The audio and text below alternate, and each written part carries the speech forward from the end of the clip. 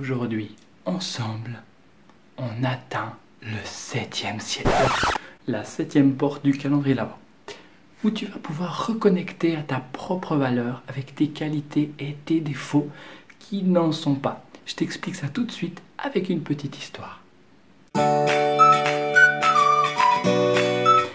Un porteur d'eau indien avait 2 grandes jarres suspendues aux 2 extrémités d'une pièce de bois qui épousait la forme de ses épaules.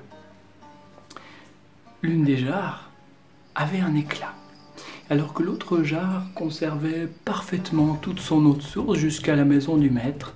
L'autre jarre perdait presque la moitié de sa précieuse cargaison en cours de route. Ça a duré pendant 2 ans. 2 ans durant lesquels chaque jour, le porteur d'eau ne livrait qu'une jarre et demie d'eau à chacun de ses voyages. Bien sûr, la jarre parfaite était fière d'elle puisqu'elle parvenait à remplir sa fonction du début à la fin sans faille. Mais la jarre abîmée avait honte de son imperfection et se sentait déprimée parce qu'elle ne parvenait à accomplir que la moitié de ce dont elle était censée être capable.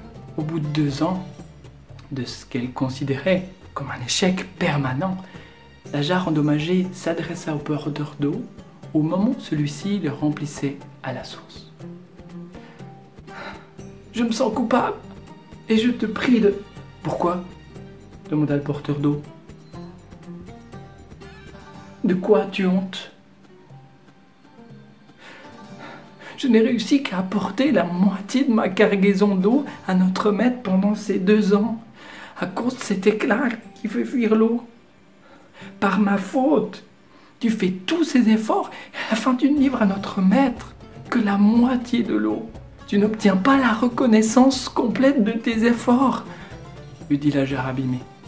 Le porteur d'eau fut touché par cette confession et plein de compassion répondit: « Pendant que nous retournons à la maison du maître, je veux que tu regardes les fleurs magnifiques qu'il y a au bord du chemin. »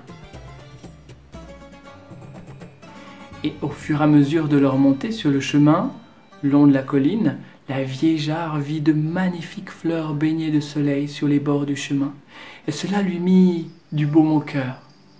Mais à la fin du parcours, elle se sentait toujours aussi mal parce qu'elle avait encore perdu la moitié de son eau. Porteur d'eau dit à la jarre: « T'es-tu rendu compte qu'il y avait de belles fleurs que de ton côté et presque aucune du côté de la jarre parfaite ? C'est parce que j'ai toujours su que tu perdais de l'eau et j'en ai tiré parti. J'ai planté des semences de fleurs de ton côté du chemin et chaque jour, tu les as arrosées tout au long du chemin. Pendant 2 ans, j'ai pu, grâce à toi, cueillir de magnifiques fleurs qui ont décoré la table du maître. Sans toi, jamais je n'aurais pu trouver des fleurs aussi fraîches, aussi gracieuses. Peut-être que toi aussi, tu as un éclat en toi, que tu peux percevoir actuellement comme un défaut. Mais en regardant au plus profond de toi-même, tu peux te demander en quoi ce défaut est une qualité. Repense à l'histoire de la jarre. Tout a du sens à un niveau ou à un autre. Et je crois profondément que les défauts n'existent pas, que ce sont que des qualités utilisées dans un contexte non approprié. Comme le dit mon ami Albert, il disait « Tout le monde est un génie ». Mais si on juge un poisson sur sa capacité à grimper un arbre, il passera sa vie à croire qu'il est stupide. Et toi, quelles sont tes qualités ? Plus tu prendras conscience de tes qualités uniques, et plus tu pourras les utiliser au quotidien, plus tu prendras conscience de ta valeur authentique.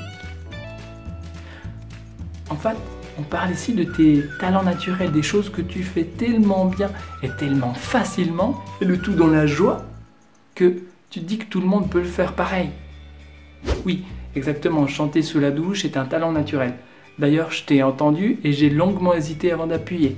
Mais après le refrain, je n'ai pas pu me retenir. Je te veux dans mon équipe. Enfin, à condition que tu chantes avec un micro et que tu laisses ton pommeau de douche à la maison. Blague à part, tu es le seul à pouvoir faire les choses comme tu le fais. Allez, et demain, on va se retrouver pour une prochaine vidéo dans laquelle tu vas être plié en deux. Et peut-être même en quatre. Allez, ciao ciao, à demain.